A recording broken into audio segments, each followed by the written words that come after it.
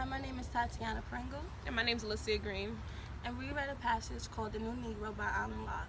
Alan Locke is an American educator, writer, and philosopher who's best known from the passage The New Negro. So based on the passage, he spoke about the old Negro and the new Negro.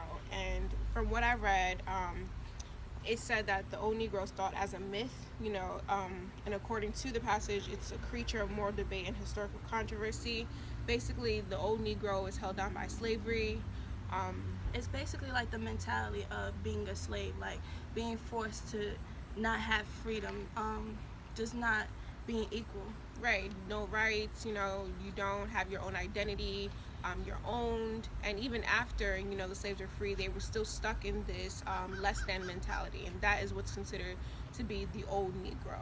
Yes, and Alan Locke, basically, the new Negro is a passage that just basically talks about equality and being free and how to be free and like ways to express yourself. Basically, like they voted, they protest, they did poetries.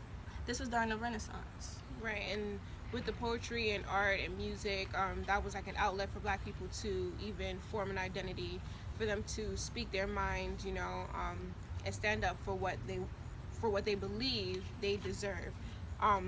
According to the passage again, the new Negro today wishes to be known for what he is, faults, shortcomings, basically flaws and all. They don't want to be seen as what history is teaching people, and to them the sky is the limit. The old Negro back then would react to a situation, while the new Negro is acting on the situation.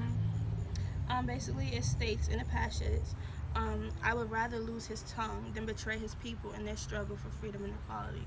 So it's basically feedbacking Right. off our thoughts and views, saying that we're free, like it's a new movement. Right, and they're not going to bite their tongue for anybody. They're going to say what they feel, and they're going to fight for what they believe, they deserve, because they know that they too are human, and no longer would they be, oppressed by white people. Even though oppression is still going to continue, they're going to fight against it regardless. And so the second question was, in the 21st century, what do we feel the new Negro is? And today, the new Negro is the people who are fighting for Black Lives Matter in predominantly white schools, the Black kids and students who are coming together, making African American groups to just have a voice. It's an empowerment. Like, it's an empowerment movement. Saying like we know where we came from or where we've been, and now it's time to improve on where we're going. Basically, it's like something that makes us feel and know that it's okay. We're humans. Like we're not what people used to treat us. Right.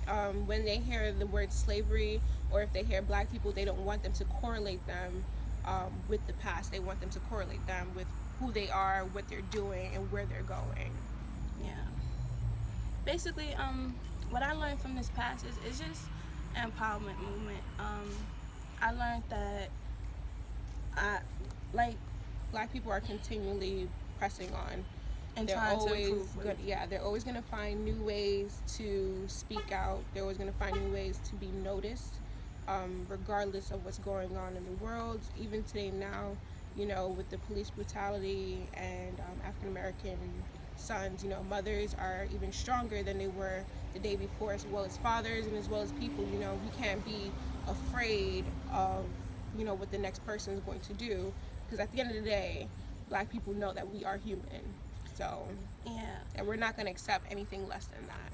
To sum it up, it's basically the new Negro versus the old Negro is basically freedom versus slavery. Right, and it's better to be the new Negro and to do away with the old Negro mentality.